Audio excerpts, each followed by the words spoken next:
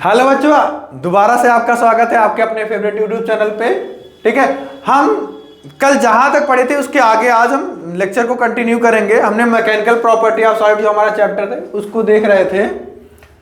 चलो हम शुरू करते हैं। कहां तक हुआ था आपका? शायद हुआ था स्ट्रेस बता दिए गए थे और स्ट्रेस के टाइप्स भी बता दिए गए थे। स्ट्रेस के 3 टाइप्स होते हैं, लॉन्गिट्यूडनल स्ट्रेस, टेंजेंशियल स्ट्रेस और हाइड्रोलिक स्ट्रेस। ये तीनों चीजें हो गई थी ना। तो देखते हैं इसको। ठीक है, ये आप जाने रहिएगा। अगर आप हौसला बना लेते हैं जिंदगी में कुछ हासिल करने का तो वो चीजें आपको पूरी कायनात मिलाने में लग जाएगी। ये आपने सुना ही होगा। तो दिलो जान से अपने लक्ष्य की तरफ आप बढ़ जाइए और उस मुकाम को हासिल कीजिए जो जिसका सपना पूरी दुनिया देखती है। ठीक है, ये सारी चीजें आपकी हो गई थी। आ जाते हैं आपका, हाँ, लॉन्गिट्यूडनल स्ट्रेस की बात हो रही थी। लॉन्गिट्यूडनल स्ट्रेस, ठीक है। अब लॉन्गिट्यूडनल स्ट्रेस क्या होता है? लॉन्गिट्यूडनल स्ट्रेस होता है किसी भी रॉड, कोई भी रॉड हो जिसके लेंथ के लॉन्ग जो स्ट्रेस लगाते हैं, जो लेंथ के लॉन्ग, जैसे ये चीज है, ठीक है, ये इसकी क्या है? लेंथ है। इसके अलॉन्ग जो हम फोर्स लगाएंगे उसे क्या कहेंगे? लॉन्गिट्यूडनल। जिस नाम से ही क्लियर हो रहा है लॉन्गिट्यूडनल मतलब लेंथ से कुछ रिलेटेड है। क्या है? लेंथ से कुछ रिलेटेड है, इसीलिए क्या कहते हैं? इसके लॉन्गिट्यूडनल स्ट्रेस कहते हैं। ठीक है, the length of a body और, ठीक है, लेंथ ऑफ अ बॉडी और normal it's cross section area is called a longitudinal force. ठीक है, जैसे एक बार बात हुई थी, बहुत ज्यादा बच्चों को कंफ्यूजन रहता है, सर लेंथ किसको कहते हैं? ठीक है, बेसिकली लेंथ किसको कहते हैं? लेंथ जो लार्जर साइड रहता है उसको लेंथ कहते हैं। देखो इसकी लेंथ क्या होगी? आपकी ज्यादा, तो उसको एज ए लेंथ कंसिडर करते हैं।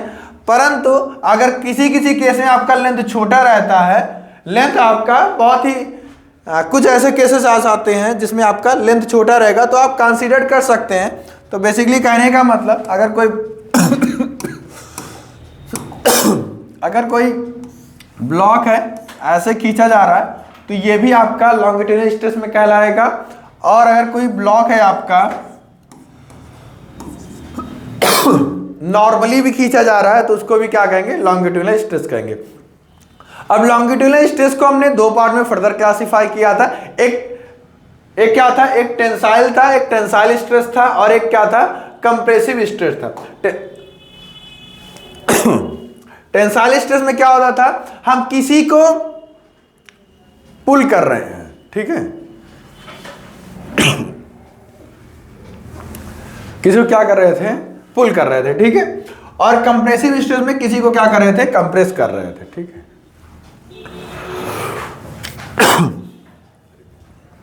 क्या कर रहे थे? किसी को दबा रहे थे, कंप्रेस कर रहे थे। तो इसका क्या? इसका जो बीच का एरिया है वो इंक्रीज हो रहा है। इस केस में जो बीच का एरिया इंक्रीज हो रहा है, और इस केस में आपका क्या होता है? बीच का एरिया क्या होता है? डिक्रीज होता है, ठीक है। बीच का एरिया क्या होता है आपका? डिक्रीज हो रहा है। बीच का एरिया क्या होता है आपका?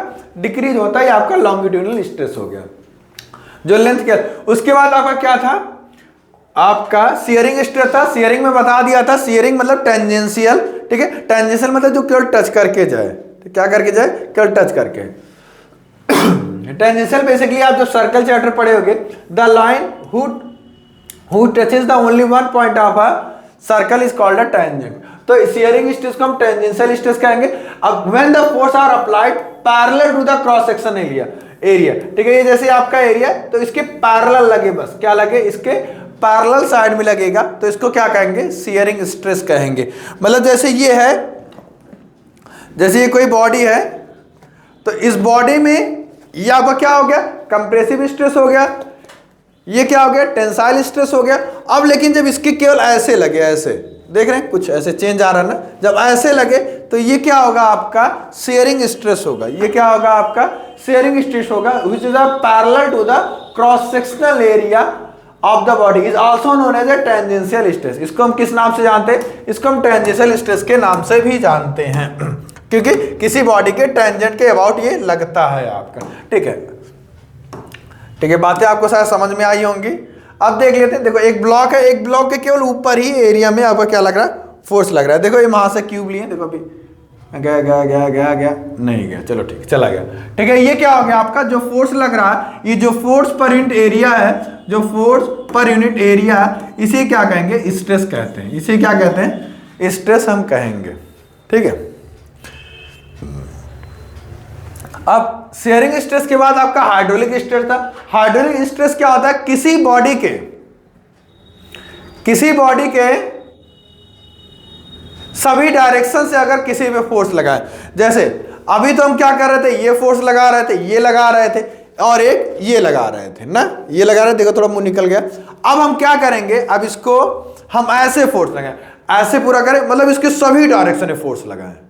अभी तो मैं कंप्रेस कर रहा हूं, या सभी डायरेक्शन को खींचे, सभी डायरेक्शन के। जैसे आप गुब्बारा देखे होगे, जब आप बैलून देखे होगे, बैलून क्या होता है, पहले पचका हुआ रहेगा, फिर आप इसमें हवा भरोगे, जब हवा भरते हो ना, इसके सभी साइड क्या लगता है, आपका फोर्स लगता है। क्या लगता है, फोर्स लगता है। ठीक है, अब ये जो फोर्स होता है बेटा, ये जो ऑल डायरेक्शन में लगता है, इसे वॉल्यूमेट्रिक स्ट्रेस भी कहते हैं। वॉल्यूमेट्रिक स्ट्रेस मतलब जिसका वॉल्यूम बढ़े।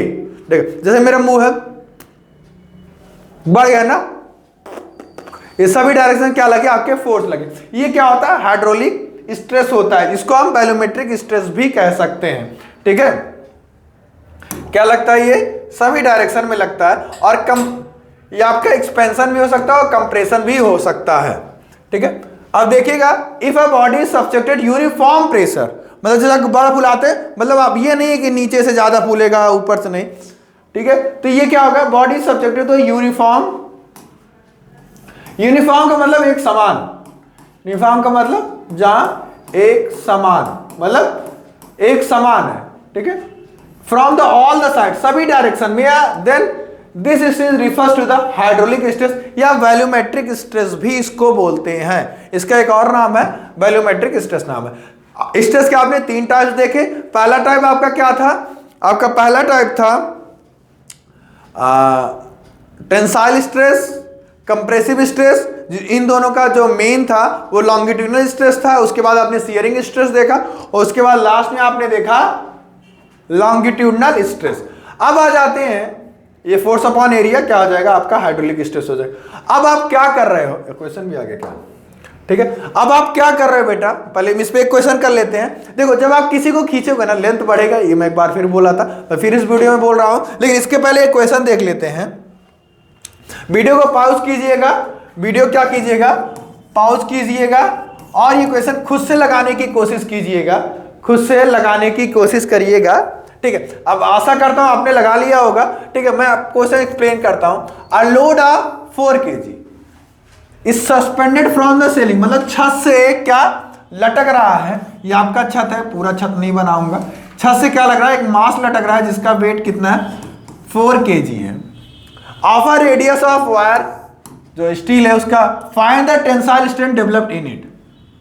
ठीक है, अब जानिए कोई भी दुनिया की चीज जगह टंगी है, क्योंकि हम एक ग्रेविटेशन फोर्स में रहते हैं, मतलब जो पूरी बॉडी हमारा का जो बाउंडेड है, और ग्रेविटेशन फोर्स का सभी बॉडी में क्या एक अट्रैक्शन फोर्स लगता है, उस अट्रैक्शन फोर्स को ग्रेविटेशन फोर्स कहते हैं। ठीक है, इसमें भी ग्रेविटेशन फोर्स लग रहा है, तो ये हमेशा आपको पता भी होगा mg एक फोर्स लगता है।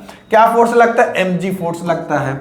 ठीक है, फोर्स हो गया। अभी आपको निकालना है टेंसाइल स्ट्रेस। टेंसाइल का मतलब खींचने वाला। अब ये क्या होगी, ये जब इस पे खींचेगी क्या होगी,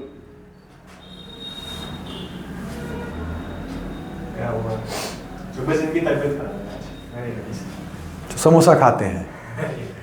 ठीक है, तो ये क्या होगा, बेसिकली कोई चीज है, आप उसको कुछ लटकाओगे, खींचेगा तो भाई खींचेगा। अभी मेरे पास स्प्रिंग नहीं है, तो आप देख सकते हो, या कोई भी चीज अगर आप उसको पकड़ के लटक जाओगे तो वो चीज खींचेगी। जैसे आप आम के पेड़ पे लटके हुए, और आम के पेड़ की टहनी को पकड़ के लटक जाओ, अगर मजबूत रहेगा तो वो थोड़ा सा आपको रखेगा, और पतला रहेगा तो लेके आपको नीचे गिर जाएगा। बेसिकली एक्सपैंड होगा, इसकी लेंथ बढ़ेगी। आपका मास फोर्स आपको निकल आएगा, और आप एरिया कैसे निकालोगे, कोई भी वायर होगा, अगर आपको गिवन नहीं होगा इसका एरिया का शेप, तो आप क्या मानोगे, ये क्या है, सिलेंड्रिकल इन शेप है। सो लास्ट में क्या होगा, आपका सर्कल होगा। सर्कल का एरिया का फार्मूला क्या होता है, pi R square. Area of circle क्या होगा, जैसे ये है मेरा बेटा, तो ये क्या है आपका सर्कल दिख रहा होगा, सही है ना, सर्कल है, ठीक है, सर्कल करें। और हम टेंसाइल स्ट्रेस कैसे निकालेंगे, फोर्स अपॉन एरिया, ये आपका आंसर आ जाएगा। और एसआई यूनिट तो मालूम है आपकी स्ट्रेस की क्या होती है, न्यूटन पर मीटर स्क्वायर या पास्कल। बहुत सही जवाब, आप बहुत अच्छा जा रहे हैं आप। अब आ जाते हैं, एक क्वेश्चन और आ गया, तो इसमें आप अलग अलग करके निकालिएगा, अलग अलग। पहले इसका आप स्ट्रेस अलग निकलेगा, देख लेते हैं। Find the longitudinal stress in a both the wire. पहले आप इस वायर का निकाल लीजिएगा, अगेन इस वायर का। लेकिन अब इस पे देखिएगा, इस वायर पे जो फोर्स लग रहा है इस ब्लॉक के कारण भी लग रहा है, इस ब्लॉक के कारण भी लग रहा है, लेकिन इस वायर पे जो फोर्स लग रहा है केवल इसके कारण लग रहा है। मतलब क्रॉस सेक्शन एरिया तो दोनों का सेम होगा, लेकिन इसमें जो फोर्स की वैल्यू होगी वह ये भी फोर्स होगा 2 इंटू जी और 1 इंटू जी। तो इसका क्या होगा, 3g होगा, और इसका क्या होगा 1g होगा। जी की वैल्यू आप जानते हो बेटा, जी की वैल्यू कितनी, अच्छा लिखा तो है 10 मीटर पर सेकेंड स्क्वायर, या जी की वैल्यू एग्जैक्ट क्या होती है, ऑलमोस्ट 9.8 मीटर पर सेकेंड स्क्वायर। ये क्या होता है, एक्सेलरेशन ड्यू टू ग्रेविटी। और इसकी वैल्यू निकालना आप ग्रेविटेशन वाले चैप्टर में देखे होंगे, ठीक है। आ जाते हैं, थोड़ा सा स्पीड अप करते हैं, ठीक है। हाँ, यहां पे इसको फोर्स ना बोल के हम टेंशन फोर्स बोलते हैं। क्या बोलते हैं, टेंशन फोर्स बोलते हैं, ठीक है। ये क्वेश्चन आप कर लीजिएगा।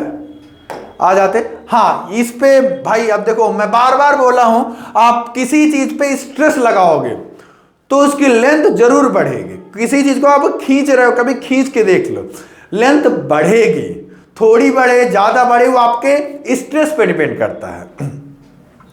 अभी मैंने जो शब्द बोला कि कितना बढ़ेगा वो स्ट्रेस पे डिपेंड करता है, ये भी चीज आएगा। ये अभी आप हुक्स लॉ एक टॉपिक देखोगे, वो देखोगे, आप किसी को खींचते जाओ और उसकी लेंथ भी बढ़ती चली जाएगी। क्या होगी, लेंथ भी बढ़ती चली जाएगी। आ जाते हैं स्ट्रेन की बात करते हैं।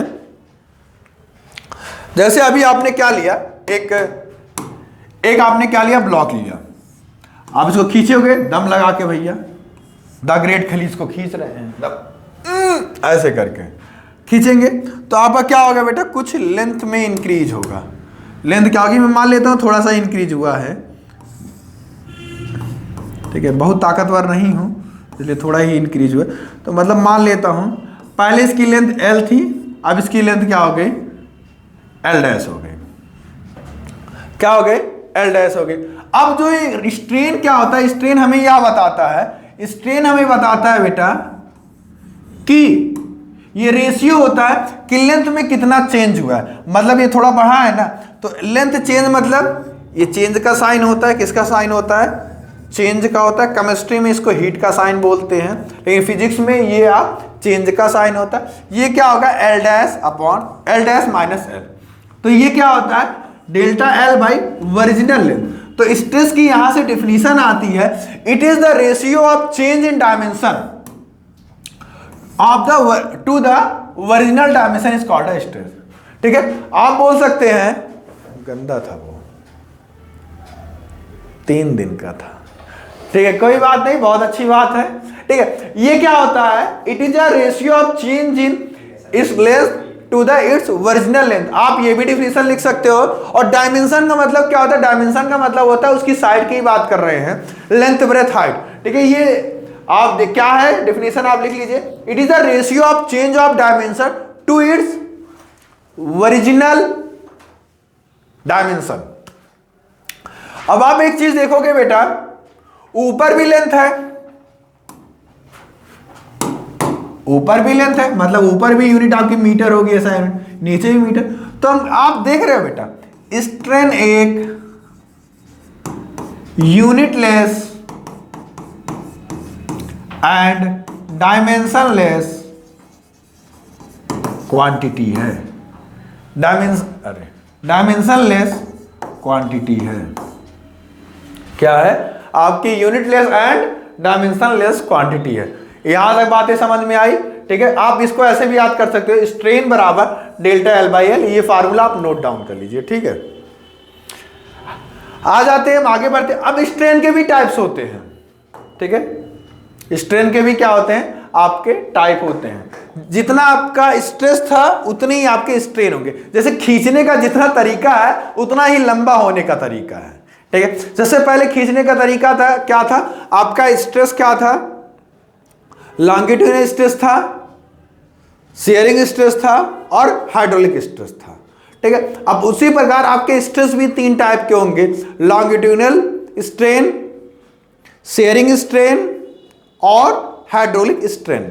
ठीक है, अब जब लेंथ के अबाउट होगा, जो अभी मैंने फार्मूला लिखा था, जो लेंथ के अबाउट होगा उसे लॉन्गिट्यूडनल कहेंगे, उसे क्या कहेंगे, लॉन्गिट्यूडनल कहेंगे। जब आपका क्या होगा, अब ये क्या हो रहा है, इसमें लेंथ तो इंक्रीज नहीं हो रहा, इसमें क्या हो रहा है, आपका एंगल चेंज हो रहा है। क्या हो रहा है, एंगल चेंज हो रहा है। तो शेयरिंग स्ट्रेन को बेसिकली आप देखेंगे बेटा, परपेंडिकुलर अपॉन बेस आएगा, ये आपका टेन थीटा होगा। तो इसमें क्या होगा, स्ट्रेन बराबर आपका क्या होगा बेटा, डेल्टा वी बाई, इसमें वॉल्यूम चेंज होगा क्योंकि इसको वॉल्यूमेट्रिक स्ट्रेन भी या बल्क स्ट्रेन भी कहते हैं। ठीक है, ये तीन आपके स्ट्रेन हो गए, लिख लीजिएगा। यहाँ पे लॉन्गिट्यूडनल हो गया, यहाँ पे शेयरिंग हो गया और यहाँ पे क्या हो गया, वॉल्यूमेट्रिक स्ट्रेन हो गया। ठीक है, बातें क्लियर है। अब इनको डिटेल में देखते हैं, इन तीनों को हम डिटेल में देखेंगे। सबसे पहले बात आ जाते हैं लॉन्गिट्यूडनल स्ट्रेन की। लॉन्गिट्यूडनल स्ट्रेस में क्या करते हैं, किसी के लेंथ को इंक्रीज करते हैं। ठीक है, लेंथ को, the longitudinal strain is the ratio of the change in length to the original length, is called a longitudinal stress. देख लीजिए बेटा, वो आपकी इंक्रीज कर रहे हैं, लेंथ लगा रहे हैं। ठीक है, क्या हुआ, थोड़ा सा लेंथ बढ़ गया है। ठीक है, जो लेंथ बढ़ गया उसको चेंज इन लेंथ कहते हैं। ये आपका क्या हो गया, शेयरिंग स्ट्रेस में क्या होता है, ये चीज थोड़ी सी समझने वाली है क्योंकि वो चीज आपको बार बार समझ में आ जाती है। ठीक है, जब आप इसको शेयरिंग स्ट्रेस लगा रहे हो बेटा, अब इसमें क्या हो रहा है, कुछ एंगल बन रहा है। ये क्या हो रहा है, कुछ एंगल बनेगा, देखना ये बन जा, ये आपका बना, ये थीटा ना। अब ये जो रेशियो होता है, ये एक्स आगे जा रहा है, इसकी लेंथ कितनी एल है।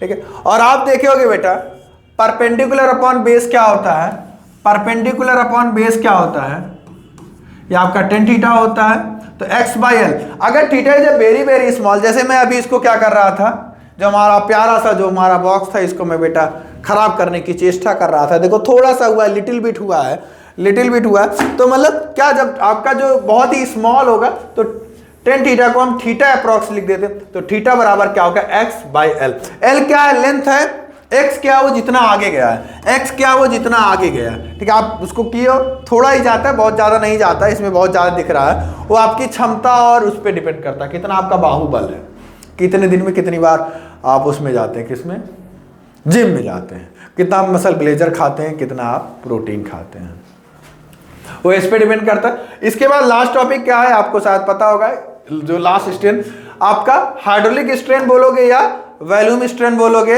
या बल्क स्ट्रेन बोलोगे, ये आपकी चीजें हो गई थी। अब आ जाते हैं बल्क स्ट्रेन में, डेल्टा बी बाई बी। इसमें क्या करते हैं, अच्छा मुंह फुला लो, आपका क्या हो रहा है, आपका वॉल्यूम चेंज हो रहा है। आप गुब्बारा को फुलाए बेटा, गुब्बारा को पचकाए, ये क्या हो गया, डेल्टा बी बाई बी। ठीक है, चेंज इन वॉल्यूम बाई। अब बहुत ही इंपॉर्टेंट, जैसे मैं बताया था, क्या होता है, अब कोई चीज कितना लंबा खींचेगा या किसी का कितना वॉल्यूम कितना इंक्रीज होगा, या इस बात पे डिपेंड करता है कि आप उस पर कितना ज्यादा स्ट्रेस लगा रहे हो। क्या लगा रहे हो, कितना फोर्स लगा रहे हो, फोर्स पर यूनिट एरिया कितना लगा रहे हो। बहुत खींच दोगे बेटा, आखिरकार एकदम तोड़ देगा बेटा। तो यही हमारे भैया हुक्स महोदय है, उन्होंने क्या कहा कि स्ट्रेस जो होता है वो आपका स्ट्रेन के डायरेक्टली प्रोपोर्शनल होता है, कुछ केसेस में, कुछ लिमिटेशन में। ये नहीं कि हमेशा के लिए हमेशा टूटेगा ही नहीं, एकदम अमर की गोली खा के आया, नहीं, ऐसा कोई नहीं बेटा। ठीक है, इसका भी क्या होगा, एक लिमिटेशन होगा। क्या, अभी उन चीजों को देखेंगे जब स्ट्रेस स्ट्रेन कर्व की बात करेंगे। तो उसने क्या कहा, हमारा stress is directly proportional to the strain. तो इस डायरेक्टली प्रोपोर्शनल के साइन को हटाने के लिए, इस डायरेक्टली प्रोपोर्शनल के साइन को हटाने के लिए,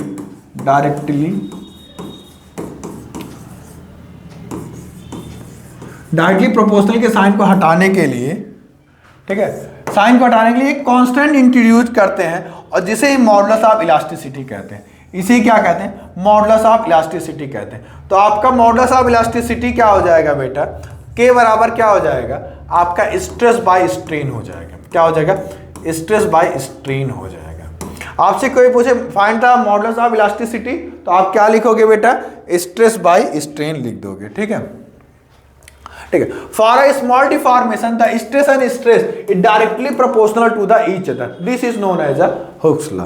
ठीक है, अगर स्मॉल डिफॉर्मेशन हो रहा है, मतलब थोड़ा ही बहुत उसका चेंज हो रहा है शेप और साइज, तो क्या होगा हमारा, वो हुक्स लॉ में होगा। और हुक्स लॉ क्या कहता है, stress is directly proportional to the strain. तो इस डायरेक्टली प्रोपोर्शनल के साइन को हटाने के लिए कांस्टेंट इंट्रोड्यूस करते हैं और उसी कांस्टेंट को क्या कहते हैं, मॉडुलस ऑफ इलास्टिसिटी।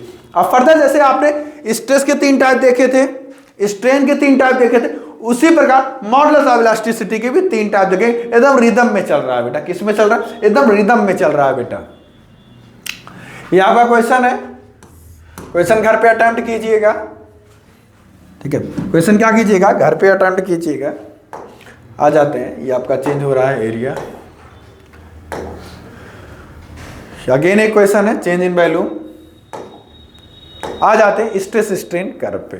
ठीक है, हाँ, रही जो ये आपका मॉडुलस ऑफ इलास्टिसिटी, ये नेक्स्ट लेक्चर में आएगा। इस लेक्चर्स में बेसिकली हम सबसे इंपॉर्टेंट चीज देखते हैं, ये बहुत इंपॉर्टेंट है, इससे आपके क्वेश्चन बहुत ही ज्यादा पूछे जा रहे हैं आजकल, स्ट्रेस स्ट्रेन कर्व। अब ये कैसे बनाएंगे, एक एक्सपेरिमेंट करेंगे, एक स्प्रिंग लेंगे, स्प्रिंग में एक ब्लॉक लटकाएंगे। अब क्या करेंगे, ब्लॉक आपका खींचेगा, खींचने से क्या होगा बेटा, एक ग्राफ बनेगा। अप्लाइड फोर्स कर रहे हैं, ठीक है, ये आपका स्प्रिंग एक्स है, तो ये आपका ग्राफ बन के रेडी हो गया है। ठीक है, ये एक्सपेरिमेंटल ग्राफ है, क्या है, एक्सपेरिमेंटल ग्राफ है। ठीक है, क्या होता है, अब ये क्या हो गया, आपका स्ट्रेस वाई एक्सिस पे, एक्स एक्सिस पे आपका स्ट्रेन हो गया। अब हम क्या कर रहे हैं, स्ट्रेस लगा रहे हैं तो आपका स्ट्रेन भी लग रहा है। तो यहां तक आपका क्या होगा, हुक्स लॉ फॉलो होता है। क्या होता है, हुक्स लॉ आपका क्या होता है, फॉलो होता है। इसके बाद आपका हुक्स लॉ नहीं फॉलो होता। ठीक है, क्या होता है, हुक्स लॉ आपका नहीं फॉलो होता है। तो ये जो रीजन होता है आपका 0 से लेके a तक, यहां पे आपका हुक्स लॉ वैलिड होता है। उसके बाद ये क्या करता है, हुक्स लॉ को valid, this stress strain curve vary from the material to material. ये मटेरियल टू मटेरियल क्या करता है, वैरी करता है। किसी के टेंसाइल स्ट्रेंथ बहुत ज्यादा होती है, जैसे टाइटेनियम का आईफोन बना था, टाइटेनियम की टेंसाइल स्ट्रेंथ बहुत ज्यादा होती है, एल्युमिनियम। लेकिन कुछ कुछ ऐसे भी होते हैं जिसकी, जैसे गोल्ड हो गया, गोल्ड की टेंसाइल स्ट्रेंथ बहुत ज्यादा होती है, आपको खींचते रहो खींचते रहो। ठीक है, कुछ कुछ ऐसे भी सब्सटेंस होते हैं जो ब्रिटल इन नेचर होते हैं। ठीक है, this curve helps to understand how the given material deform with the increasing the load. ठीक है, दिस कर्व इज लीनियर। अब ए टू ए क्या है, लीनियर है। ये क्या करता है, हुक्स लॉ को ओबे करता है। This region regain original shape and size. ठीक है, after the removing when force is removed, this region is a solid, behave as a elastic material। ठीक है, यहां पे K बराबर क्या होता है, स्ट्रेस बाय स्ट्रेन होता है। ठीक है, इसके बाद आ जाते हैं हम A से B वाले रीजन में। A से B में क्या होता है, जस्ट आपका जो होता है प्रोपोर्शनलिटी चेंज होता है, द जस्ट क्या होता है, उसमें प्लास्टिसिटी वाले नेचर आने लगता है। जस्ट कौन सा नेचर आता है, प्लास्टिसिटी वाला नेचर आता है, जिसमें वो क्या करता है, अपने ओरिजिनल शेप और साइज को रिगेन करने में उसको क्या होता है, काफी ज्यादा दिक्कत होती है। ठीक है, काफी ज्यादा दिक्कत होती है, लेकिन कुछ हद तक वो रिगेन कर लेता है।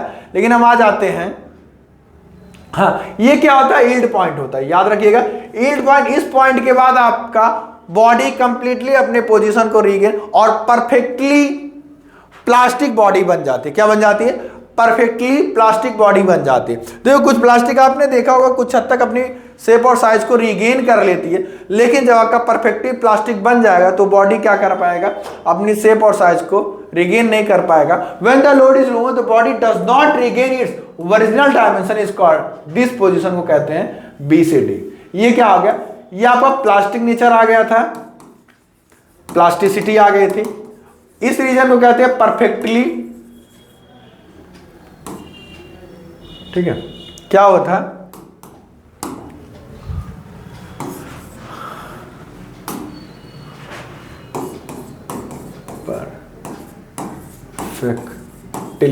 परफेक्टली प्लास्टिसिटी आ गया था इसमें। ठीक है, आपकी body the deformation is said to be plastic deformation. The point D on the graph is ultimate tensile strength of the material. ठीक है, ये क्या होता है, अल्टीमेट। अब इससे एक भी ज्यादा थोड़ा सा भी आपका क्या लग जाएगा, आप फोर्स लगा दोगे या स्ट्रेस लगा दोगे, आपकी बॉडी क्या हो जाएगी, परमानेंटली क्या हो जाएगी, डिफॉर्म्ड हो जाएगी। ठीक है, आपका क्या हो जाएगा, परमानेंटली बॉडी क्या हो जाएगी, डिफॉर्म्ड हो जाएगी। Beyond the point D, the additional stress is produced even by the reduce the force, fracture occur at point T। आप थोड़ा सा बढ़ाओगे उसके बाद क्या हो जाएगा, फ्रैक्चर हो जाएगा, ब्रेकिंग पॉइंट भी बोल सकते हैं इसको। उसके बाद आपका क्या हो जाएगा, आपका मटेरियल क्या हो जाएगा। अब इलास्टोमर एक सब्सटेंस होता है, इलास्टोमर एक फिनोमिना होता है, बशर्ते आपका सिलेबस में नहीं है। इलास्टोमर क्या कहता है, the substance can be stressed to cause a large strain are called a elastomer. Example tissue of and rubber, ये क्या होते हैं जिसको हम काफी हद तक क्या करते हैं, काफी ज्यादा स्ट्रेस कर सकते हैं और जिसके कारण हमारा बहुत ज्यादा स्ट्रेन डेवलप होता है। स्ट्रेन का मतलब क्या होता है, लेंथ में ज्यादा से ज्यादा चेंज होना, बशर्ते आपके टॉपिक में नहीं है, आप इसको ज्यादा गौर न देख करें तो कोई बात नहीं, लेकिन ये था छोटी सी बात, अगर आप दिमाग में बात रखेंगे तो कोई पूछेगा तो चीज़ें अच्छी लगेंगी। ठीक है, ठीक है, ये जो बनाया गया था ये आपका क्या होता है, कम ज़्यादा, तो आपका अब स्ट्रेस का इलास्टोमर ये भी नहीं है, क्योंकि इलास्टोमर आपके पूरे टॉपिक में नहीं है। ठीक है, ये आपका क्वेश्चन आ गया। अच्छा, ये तो क्वेश्चन था, तो आपको स्लोप की बात करेगा। हाँ, एक ये भी चीज जानेगा, slope of stress strain curve क्या देता है, आपका स्लोप देता है, स्ट्रेस बाय स्ट्रेन। ये क्या होता है, वाई एक्सिस पे होता है, एक्स एक्सिस पे, और आपका स्लोप क्या होता है, टेन थीटा होता है, और ये क्या होता है, हाँ, परपेंडिकुलर अपॉन बेस होता है। ठीक है, ठीक, अब थ्योरी देखते हैं। ठीक है, ये क्वेश्चन था, stress strain curve for 2R of material A to B, the shown in figure, which material is more ductile and which material has a greater the young modulus। ठीक है, सबसे पहले स्लोप की बात कर लेते हैं, जिसका स्लोप ज्यादा होगा उसका क्या होगा, यंग मॉडुलस ज्यादा होगा। ठीक है, अब देखते हैं अब ए में क्या लगा रहे हैं, स्ट्रेस लगाया जा रहा है, स्ट्रेस लगाया जा रहा है, फ्रैक्चर हो ही नहीं रहा, फ्रैक्चर नहीं हो रहा। इट्स मीन इसकी डक्टिलिटी नेचर क्या है, डक्टिलिटी क्या होती है, the ductility is a property of substance by which bye drawing a long wire. ठीक है, किसी को कितने लंबे तार में कन्वर्ट कर सकते हैं। मैलिबिलिटी क्या होता है, किसी को हैमरिंग करके कितना सीड बना सकते हैं। डक्टाइल क्या होता है, वायर खींच के बनाना, ड्रॉइंग अ लॉन्ग वायर। ठीक है, समझ में आ रहा है। डक्टाइल क्या होता है, किसी को खींच के लंबा तार बनाना। मैलिबिलिटी क्या होता है, किसी को हैमरिंग करके एक चार सीड बनाना। ठीक है, मतलब ये क्या कर सकता है, बहुत ज्यादा स्ट्रेस बियर कर सकता है, इसीलिए आपका ए इज अ मोर डक्टाइल। अब बात करते हैं बेटा हम किसका, यंग मॉडुलस ज्यादा होगा, जिसका भी स्ट्रेस ज्यादा होगा उसका ही क्या होगा, यंग मॉडुलस ज्यादा होगा। जिसका स्ट्रेस ज्यादा होगा उसका ही क्या होता है, क्योंकि आपने पढ़ा होगा स्ट्रेस स्ट्रेन कर्व में आपका क्या होता है, ये जस्ट अभी आपने पढ़ा, स्ट्रेस आपका ऊपर होता है, क्या होता है, स्ट्रेस ऊपर होता है। ठीक है, ये मतलब डायरेक्टली प्रोपोर्शनल होता है। ठीक है, क्या होता है, वो बढ़ेगा तो वो भी बढ़ेगा।